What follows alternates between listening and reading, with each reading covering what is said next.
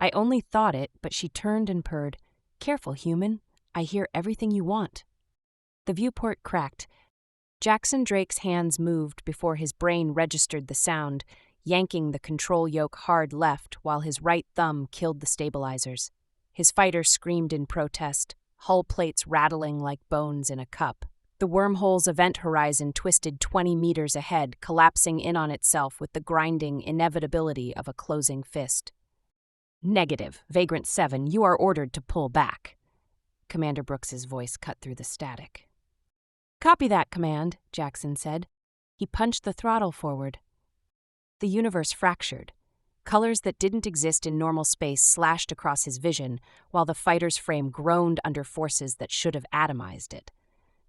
The diplomatic convoy, 3 massive transports carrying delegates from 18 species, hung frozen on his display, directly in the Wormhole's destructive path. His fingers danced across the console, diverting power from life support to forward shields. The cockpit temperature spiked. Sweat rolled down his temple. He threaded the fighter through the geometric chaos, trusting his hands more than his instruments. This was pure instinct, his body recognizing patterns his conscious mind couldn't process. He fired 3 missiles into the collapsing infrastructure. The explosions destabilized the collapse just enough. Jackson angled through the opening, felt space-time scrape against his shields, and burst through. The convoy filled his forward view. He banked hard, killing momentum with a thruster burn that nearly liquefied his organs. His vision grayed.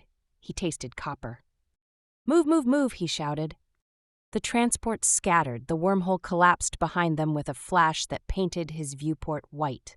When the light faded, the convoy was clear. His fighter tumbled through space, systems failing. He arrested the spin before his dampeners gave out. His hands were shaking. Vagrant 7, report status, Brooks said. Alive, Jackson managed. Ship's critical, I need a tow. Then another voice cut through, crisp and accented. Vagrant 7, this is Kashari, flagship Adamant Ascent. We're dispatching recovery. The debriefing room aboard the Adamant Ascent was built for Kashari proportions. Jackson sat in a chair, clearly brought in for him, out of place. His flight suit was stained with coolant. 3 Kashari officers occupied the opposite side, 2 males with dark fur. The third was female. She studied him the way a scientist studies a specimen.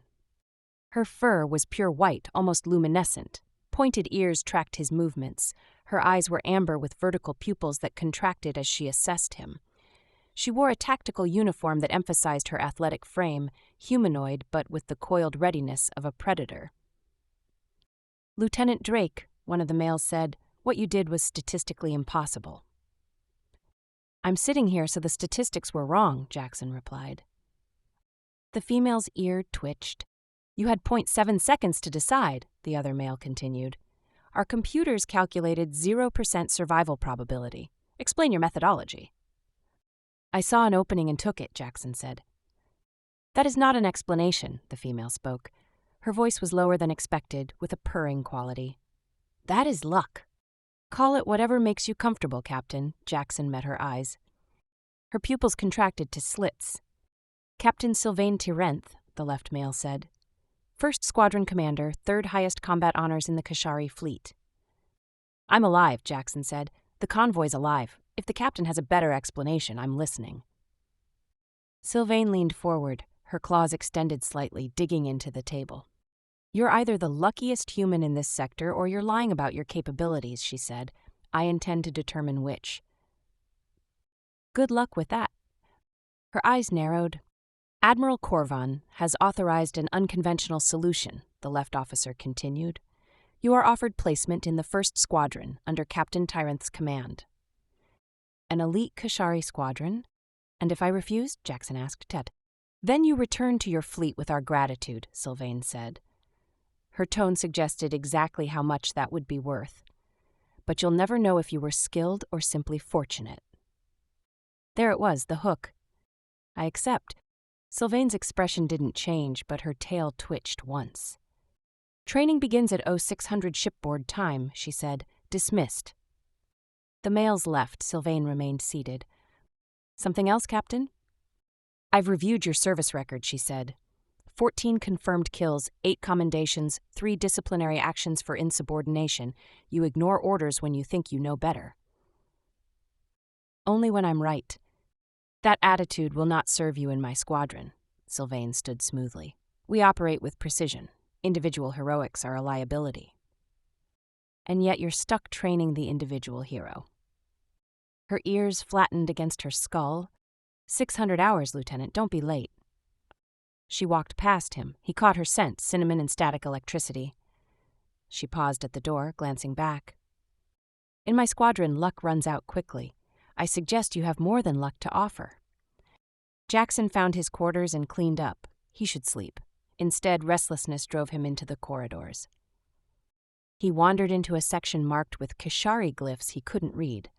The lighting was dimmer here, more amber. He should turn back. Voices ahead, he slowed. Timeline has been moved up, someone said in Kashari. His translator caught it. The Admiral wants the next phase operational within 2 cycles. And the targets? Finalized, high value, maximum political impact. The humans will have no choice but to withdraw from the Alliance.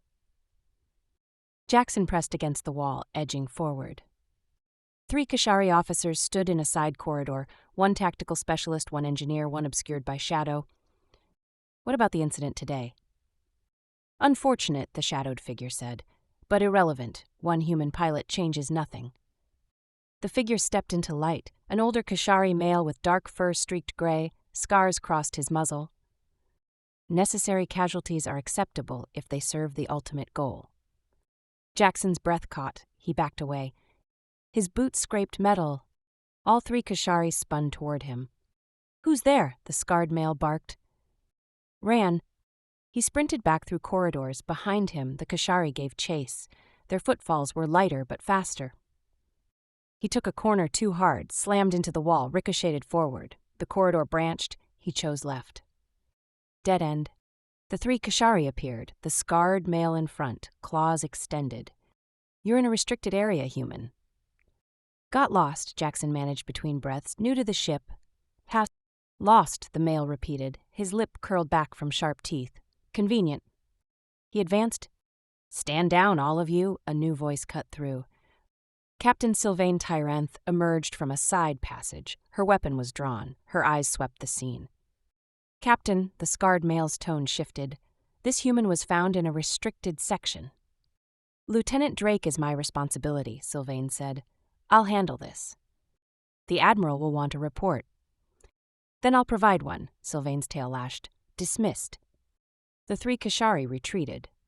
The scarred male held Sylvain's gaze before disappearing.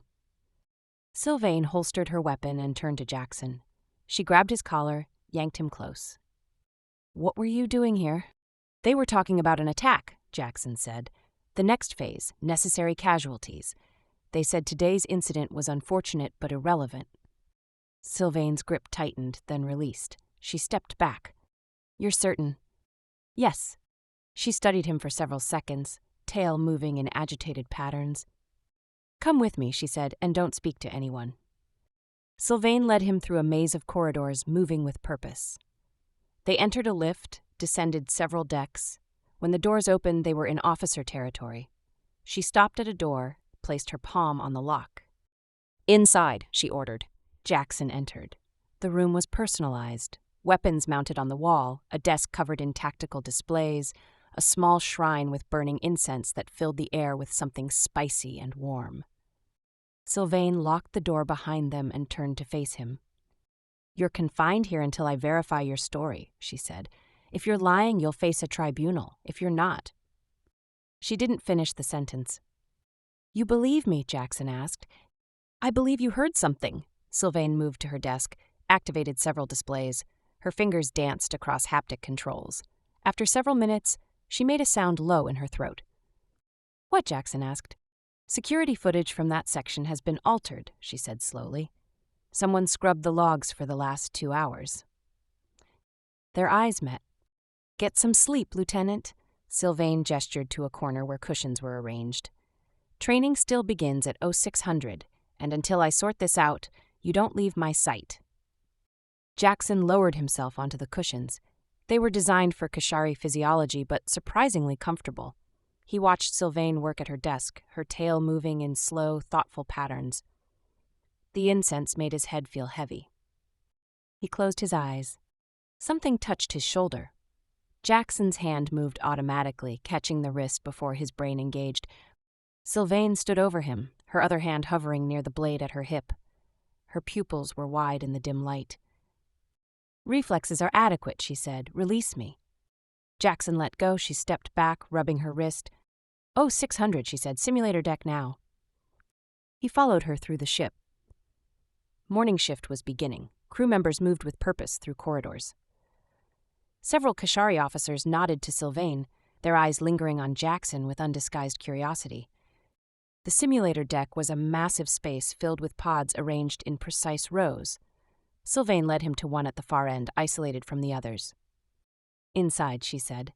The pod interior was designed for Kashari anatomy, but adjusted to his size as he settled in.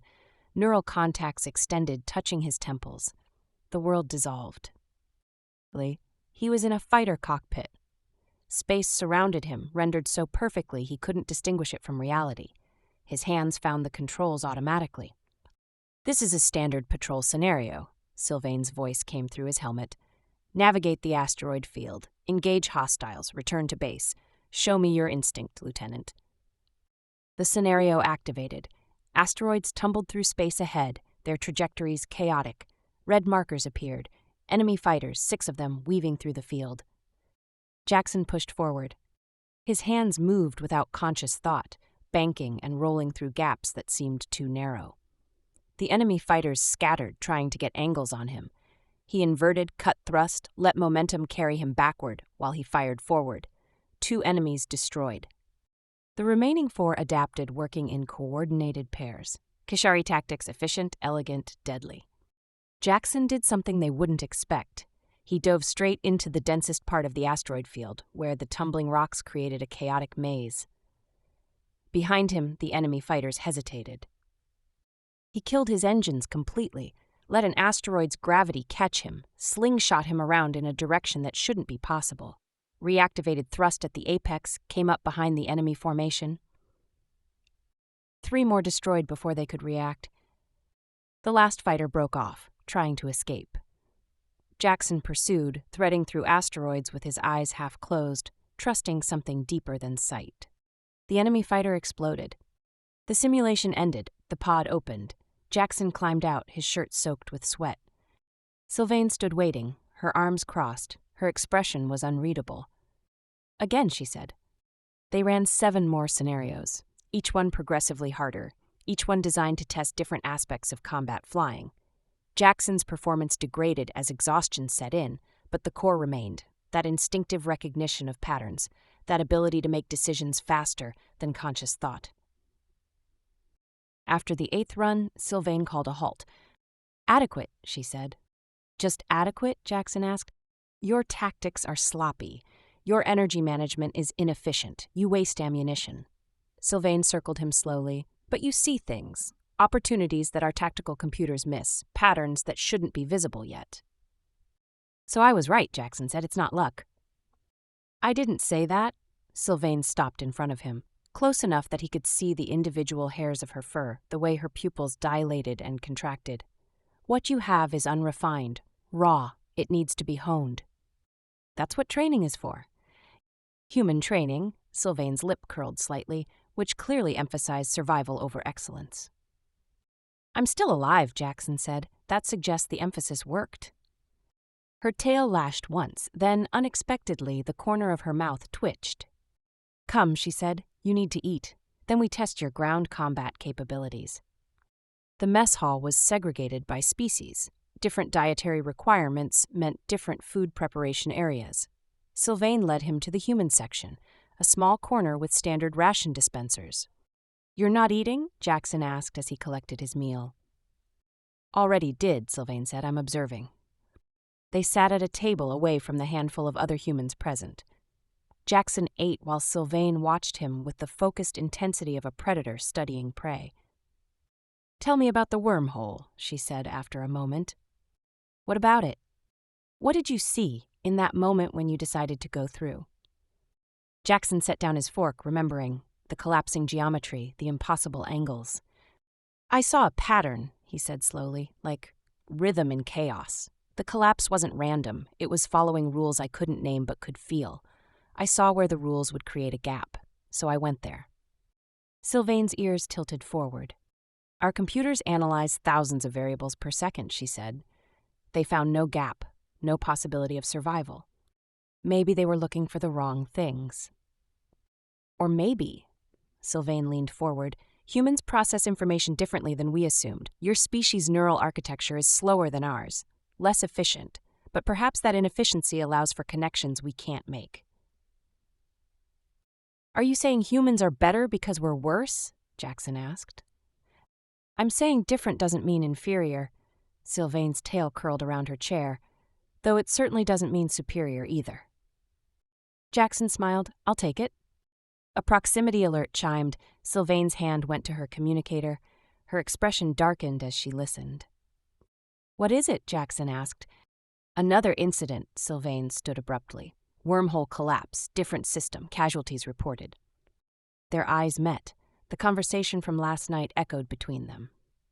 That's not a coincidence, Jackson said. No, Sylvain agreed. It's not. Come with me. We're going to investigate. The investigation site hung in space like a wound. Debris from shattered vessels drifted in expanding clouds, still glowing with residual heat. Jackson sat in the co-pilot seat of Sylvain's personal scout ship, watching the carnage scroll past their viewport. 2 freighters and an escort destroyer, Sylvain said. 147 crew, no survivors. Jackson studied the debris field through the scanner. Something nagged at him, a pattern that didn't fit. There, he pointed at a cluster of wreckage. Those hull fragments, the stress fractures are wrong. Sylvain magnified the image. Her ears flattened. Wormhole collapse creates omnidirectional pressure, Jackson said. These fractures are directional, focused. Sylvain ran calculations, then banked the ship hard toward the debris. You're right, she said. Someone placed charges, controlled detonation designed to trigger the collapse. They maneuvered closer. Sylvain deployed collection drones that gathered samples. Jackson watched the scanner, processing patterns. We need to get this back to the flagship, Sylvain said. Wait, Jackson interrupted. We're not alone. 3 ships dropped out of stealth, surrounding them. Kashari military vessels broadcasting security codes. Scout vessel, you are in violation of investigation protocols, a voice crackled through their comm. Return to the adamant ascent immediately. Sylvain's hand hovered over weapons. Her tail went rigid. Acknowledge the order, Captain. That's him, Jackson said quietly. From last night, the scarred one. Sylvain opened a channel. This is Captain Tyranth.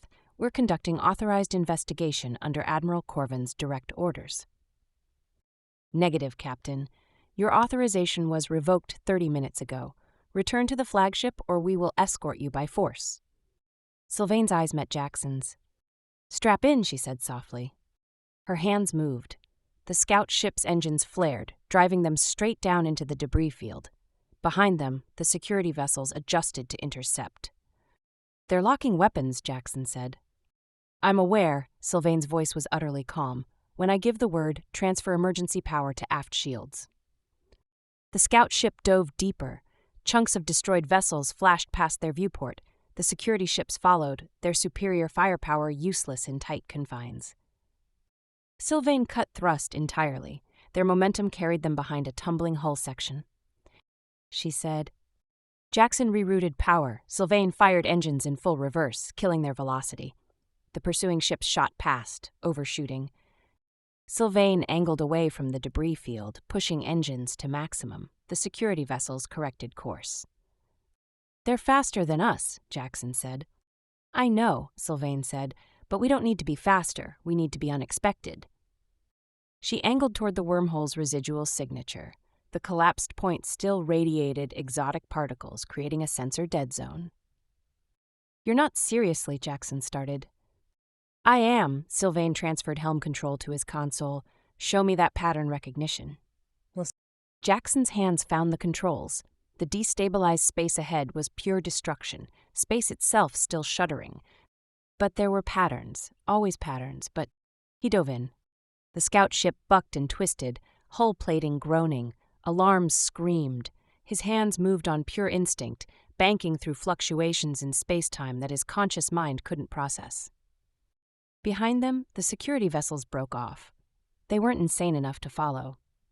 30 seconds that felt like hours. Then they burst into clear space. Sylvain took back helm control. Her breathing was slightly elevated. "Where did you learn to fly like that?" Jackson asked. "I was going to ask you the same question." Sylvain checked their systems. "We have damage.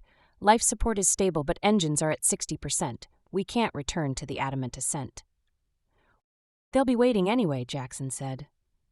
"Yes," Sylvain's jaw tightened. "Someone highly placed wants this evidence destroyed and wants us silenced." She pulled up star charts, calculating options. "There's a human outpost," she said finally. 3 days at our current speed. We can get repairs and send the evidence through secure channels." 3 days in a damaged ship, Jackson said, close quarters. Sylvain's eyes flicked to him. Something in her expression shifted. "We'll manage," she said. The first day passed in tense silence. They took turns monitoring systems and resting. The scout ship's interior was designed for single-pilot operations. Everything was compact, intimate. On the second day, Sylvain analyzed the evidence they'd collected. Jackson watched over her shoulder, close enough to feel the heat radiating from her fur. "The residue signature matches military-grade charges," she said. "Only a handful of people have access to this specification." "Including your admiral?" Jackson asked.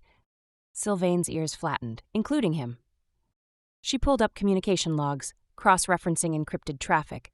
Her claws tapped against the console in an agitated rhythm. "There," she said suddenly. "Encrypted messages sent from my personal console to coordinates matching the sabotage sites." Jackson leaned closer, reading the timestamps. "Those were sent while you were in the simulator with me," he said. "You couldn't have sent them." "I know," Sylvain's voice was tight. "Someone is framing me." She stood abruptly, pacing, her tail lashed in sharp, angry movements. "If we return, I'll be arrested," she said. "Tried for treason, executed." "We have evidence," Jackson said. "Evidence that someone with high-level access can easily destroy?" Sylvain turned to face him. "We're fugitives now, both of us." Silence stretched. "Why are you helping me?" Sylvain asked suddenly. "You could have stayed silent, returned to your fleet." "Because you believed me," Jackson said. "Last night, when I told you what I heard, you could have turned me over, but you didn't." Sylvain studied him. Then she moved closer, entering his personal space in a way that made his pulse quicken. "Your species is frustrating," she said softly. "Chaotic, unpredictable." "I've heard that before." "I wasn't finished," her eyes held his. "You're also compelling." Her hand came up, claws retracted, touching his jaw. The gesture was tentative, exploratory. Jackson's hand covered hers. Her fur was impossibly soft. "This is a terrible idea," Sylvain said. "Probably," Jackson agreed. She kissed him. It was aggressive and searching, her lips surprisingly soft despite the sharpness of her teeth. Jackson pulled her closer, feeling the coiled strength in her body, the way she trembled slightly. They broke apart, both breathing hard. "We should," Sylvain started. The console chimed an alert. They separated instantly. Sylvain checked the display. Her expression went cold. "Intercepted transmission," she said, "encrypted military channel." She routed it through the translator. A voice filled the cabin, the scarred Kashari. "Phase 3 is approved. Target, Earth Trade Station Meridian. 3,000 humans and allied personnel. Charges are placed. Detonation in 72 hours. This will force humanity's withdrawal and justify our response." The transmission ended. Jackson and Sylvain stared at each other. 3,000 people, Jackson said. "We're 3 days from the nearest outpost," Sylvain said. "Even if we push our damaged engines, we can't reach Meridian in time." "Then we don't go to the outpost," Jackson said. "We go directly to Meridian." "In a damaged ship, we'll never make it." "We have to try." Sylvain's tail moved in sharp patterns. Then she nodded once. "Plot the course," she said. The engines screamed in protest as Sylvain pushed them past safe limits. Jackson monitored the strain gauges, watching needles climb into red zones. We're losing containment in the port thruster, he said. I know. Sylvain's hands never stopped moving across the controls. Reroute coolant from environmental systems. Jackson made the adjustment. The cabin temperature immediately began climbing. They'd been running hard for 18 hours. Station Meridian was still 36 hours away, and every Kashari vessel in 3 sectors was hunting them. The communication channels buzzed with encrypted military traffic, search patterns, intercept coordinates, kill orders. They're not even pretending anymore, Jackson said, listening to the intercepts. Admiral Ashridge is openly calling us traitors. Because we are, Sylvain said. Her voice was flat, emotionless. By Kashari military law, we abandoned our posts and fled investigation. The evidence we carry doesn't matter if we're dead.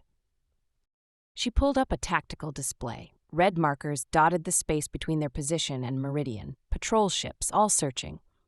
We need help, Jackson said. Allies. We're alone, Sylvain said. No, Jackson activated the communication panel. We're not. He punched in a frequency he'd memorized years ago. Human military emergency channel, encrypted with rotating codes. He transmitted their position and situation in compressed bursts. They'll think it's a trap, Sylvain said. Maybe, Jackson said, but Commander Brooks knows me. She'll listen. They waited. The engines continued their tortured whine. Sweat rolled down Jackson's spine in the overheated cabin. The comm panel chimed. A voice crackled through. Brooks, her tone clipped and dangerous. Drake, you'd better have a damn good explanation. Relief flooded through him. Commander, we have evidence of a conspiracy within the Kashari military. They're planning to destroy Station Meridian in, he checked the chronometer, 34 hours, 3,000 people. Silence on the line. Send everything you have, encrypted burst now. Jackson looked at Sylvain. She hesitated for only a second before transferring the files. The data streamed out in compressed packets. Received, Brooks said after a moment. Her voice had changed, gone cold with fury. This is... Drake, if this is real... It's real, Jackson said, and we're being hunted by the people who did it. Where are you? Sylvain transmitted their coordinates. That's deep in Kashari patrol space, Brooks said. I can't get ships to you without starting an incident. We're not asking for extraction, Sylvain spoke for the first time. We're asking you to evacuate Meridian and prepare for what comes after. After, Brooks asked. After we expose this conspiracy, Sylvain said, your people and mine will be at war unless we can prove the attacks were engineered. More silence. Then Brooks's voice came back, harder than before. There's a human intelligence operative on Meridian, Officer Ren Solak, Kashari loyalist, one of yours who works with us. He can help if you get there. But Drake, you need to survive the next 34 hours first. Working on it, Commander. Don't die, Brooks said. The line went dead. Sylvain adjusted their course, angling away from the heaviest patrol concentrations. Her tail moved in tight, controlled patterns, stressed but focused. Ren Solak, she said softly. I trained with him at the academy. If anyone can help, it's him. You trust him? Jackson asked. I trust very few people, Lieutenant. Sylvain glanced at him. Present company accepted. The proximity alarm shrieked. 2 Kashari interceptors dropped out of faster-than-light travel directly ahead, weapons already charging. Sylvain's hands flew across controls. She rolled the scout ship, presenting their smallest profile. Energy beams seared past their hull, close enough that Jackson felt the heat through the bulkheads. Hold on, Sylvain said. She dove toward a nearby asteroid cluster, massive rocks tumbling in chaotic orbits around a dead moon. The interceptors followed, their superior speed closing the distance. Transfer weapons control to your console, Sylvain said. Jackson's hands found the unfamiliar Kashari interface. Targeting solutions scrolled past faster than he could read them. Don't think, Sylvain said, just feel. The asteroids rushed toward them. Sylvain threaded between 2 massive rocks, inverted, cut thrust. The interceptors split, one going high, one low. Jackson fired on instinct. His shot caught the lower interceptor as it cleared the asteroid, hitting its maneuvering thruster. The ship spun out of control, smashing into a tumbling rock. The second interceptor came around for another pass. Sylvain accelerated straight at it, a game of chicken with a faster, better-armed opponent. What are you doing? Jackson asked. Something unpredictable, Sylvain said. At the last second before collision, she killed their engines entirely and fired every maneuvering thruster at once. The scout ship tumbled sideways, momentum carrying them past the interceptor's firing solution. Jackson fired blind, trusting his hands. The shot clipped the interceptor's wing, sending it into a spin. Sylvain reactivated engines, pushed them deeper into the asteroid field. The damaged interceptor tried to follow. It clipped an asteroid, cartwheeled into another, and exploded in a flash of light. Sylvain didn't slow down. She navigated through the cluster with inhuman precision, putting distance between them and any other patrols. When they finally cleared the field, both were breathing hard. That was, Jackson started. Reckless, Sylvain finished, stupid, necessary.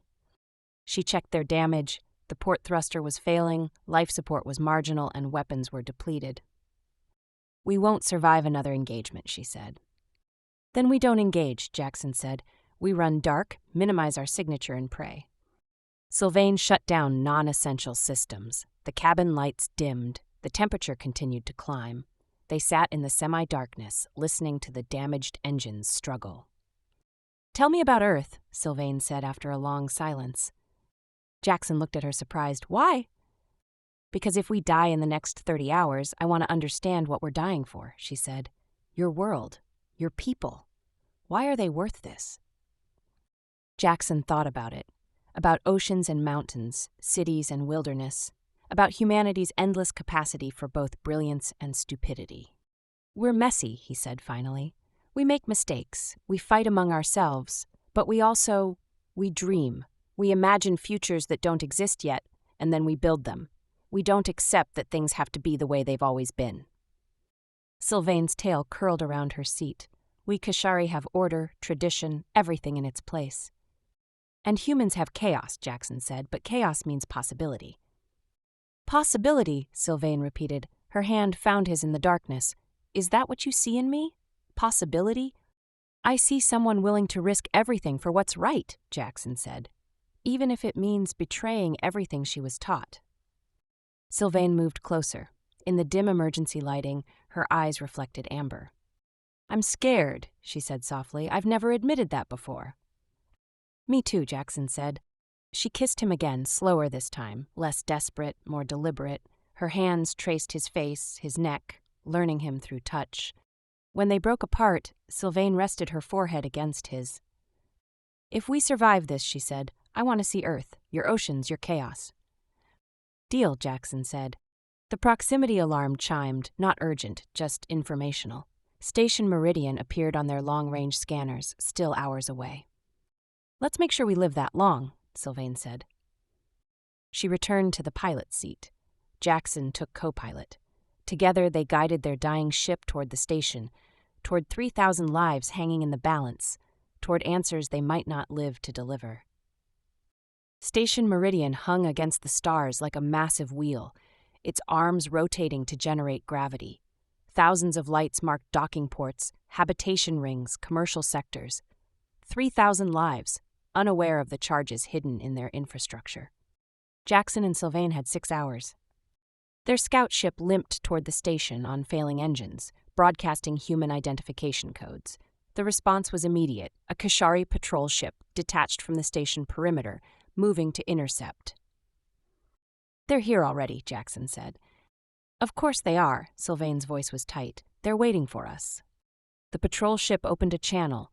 The scarred Kashari's face filled their display, his expression cold with satisfaction.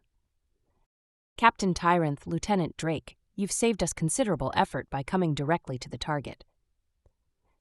Commander Velik, Sylvain said, you're making a mistake. The only mistake was trusting humans, Velik replied. Stand down your vessel and prepare to be boarded. The Admiral wishes to speak with you before your execution. The Admiral knows about this? Jackson asked. Velik's scarred muzzle pulled back in something like a smile. The Admiral authorized it. The Kashari Dominion will not be diluted by inferior species. This alliance was always temporary. Sylvain's claws extended, digging into her armrests. You're going to murder 3,000 people to prove a point, she said. We're going to save our civilization, Velik corrected. Now surrender or I'll disable your ship and take you by force? Sylvain closed the channel. She looked at Jackson. Ideas? She asked. One, Jackson said. Terrible one. I'm listening. We ram them. Sylvain's ears flicked forward. Our ship is half destroyed. Theirs is a fully armed patrol vessel. Exactly, Jackson said. They won't expect it, and if we're close enough, they can't fire without risking the station. Sylvain processed that for 3 seconds. Then she began transferring all remaining power to forward shields and engines. You're insane, she said. Learned from the best, Jackson replied. She accelerated directly at Velik's ship, the patrol vessel's weapons charged, targeting solutions locking. At this range, one shot would vaporize them. They're not firing, Sylvain said. They want us alive, Jackson said. For interrogation, for show. The distance closed, 500 meters, 400, 300. Velik's voice crackled over the channel. Captain, whatever you're planning. Sylvain cut thrust and fired every maneuvering jet simultaneously. The scout ship spun like a thrown knife, its momentum carrying it forward while presenting different angles. Velik's ship tried to match the maneuver, but couldn't predict the pattern. The scout ship's starboard side slammed into the patrol vessel's sensor array. Metal shrieked. Both ships tumbled away from each other, damaged and spinning. Sylvain fought for control, firing thrusters in careful sequences. The scout ship stabilized, engines dead, drifting on momentum toward the station. Velik's ship was worse off. His sensor array was destroyed, his maneuvering compromised. He'd need time to recover. Time they didn't have to waste.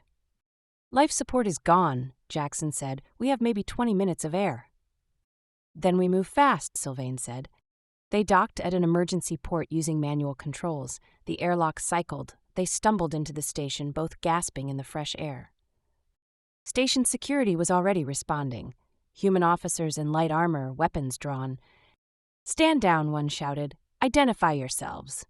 Lieutenant Jackson Drake, Human Fleet, Jackson said. We need to find Officer Ren Solak, now. The security officer hesitated, then spoke into his comm. After a tense moment, he nodded. Follow me. They ran through the station corridors. Civilians pressed against walls, staring at the human and Kashari sprinting past. The security officer led them to a command center where a rust-furred Kashari male stood over tactical displays. Ren, Sylvain said. The male turned, his eyes widening. Sylvain, what are you— No time, she interrupted. There are charges planted somewhere on this station, set to detonate in— She checked a display. 4 hours. We need to find them. Ren's expression went cold and focused. Show me what you have.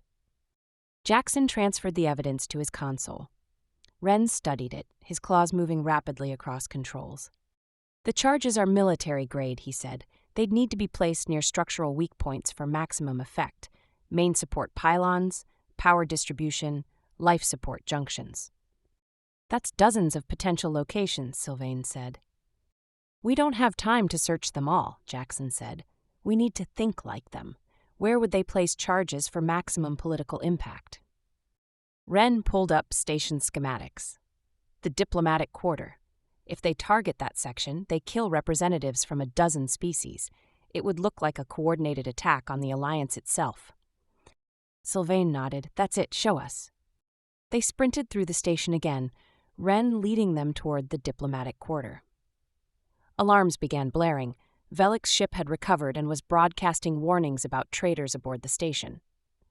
Security will be coming for us, Ren said. Then we work faster, Sylvain replied. They reached the diplomatic quarter.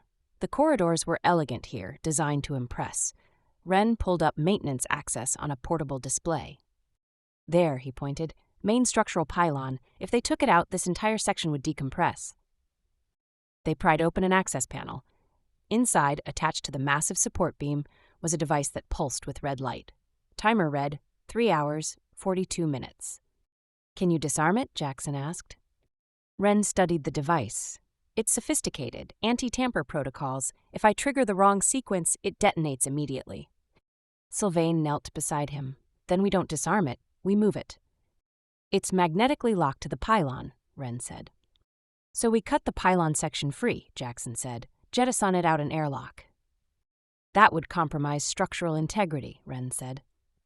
Less than letting it explode, Sylvain said.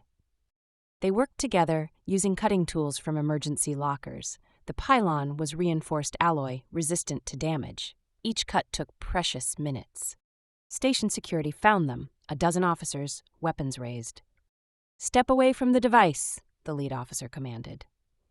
"We're trying to save the station," Jackson shouted back. "You're saboteurs," the officer replied, "under arrest by order of Admiral Ashridge." Sylvain stood, placing herself between the security team and Jackson. Her hand rested on her sidearm. "I am Captain Sylvain Tyrant of the Kashari fleet," she said. "And I'm telling you that device will kill everyone on this station unless you let us finish." The security officer hesitated. Then Commander Brooks's voice cut through every comm channel on the station. "All personnel, this is Commander Helena Brooks of Human Fleet Intelligence. We have confirmed evidence of a conspiracy within Kashari Military Command to destroy this station. Stand down and let Captain Tyrant work." The security officer's eyes widened. He lowered his weapon, gesturing for his team to do the same. "You heard the commander," he said. "What do you need?" Minutes blurred together. They cut the pylon section free, secured the charge, dragged it through corridors toward the nearest cargo airlock. The timer read 47 minutes. They loaded it into the airlock. Sylvain programmed the ejection sequence while Jackson cleared the surrounding area. 30 seconds. The outer door opened. The pylon section with its deadly cargo shot into space, propelled away from the station by emergency thrusters. 20 seconds. It reached safe distance. 10 seconds. The device detonated, a brief flash of light against the stars. The station shuddered but held. Silence fell over the command center. Then cheers erupted, human and alien personnel embracing, relief washing through the crowd. Sylvain's hand found Jackson's. "We did it," she said softly. "We did," Jackson replied. 2 weeks later, Jackson stood in the observation deck of the Adamant Ascent, watching Earth rotate below. Continents and oceans, clouds and lights. Home. Sylvain entered, wearing a new uniform. Her rank insignia had been updated, commander now, given her own ship. "The tribunal concluded," she said. "Admiral Ashridge and 12 officers arrested. The conspiracy exposed. The alliance will hold." "And us?" "You're being transferred to my command," Sylvain said. "Mixed species tactical unit. Human instinct, Kashari precision, something new." She moved beside him, looking down at Earth. "It's beautiful," she said. "Your oceans, your chaos." "Possibility," Jackson said. She kissed him, there in the observation deck with Earth turning below and stars burning above. When they broke apart, she smiled, a rare expression on her feline features. "Show me more," she said. "Show me everything." And Jackson realized that instinct and precision, chaos and order, human and Kashari, together they were something neither species could be alone. Something impossible. Something inevitable.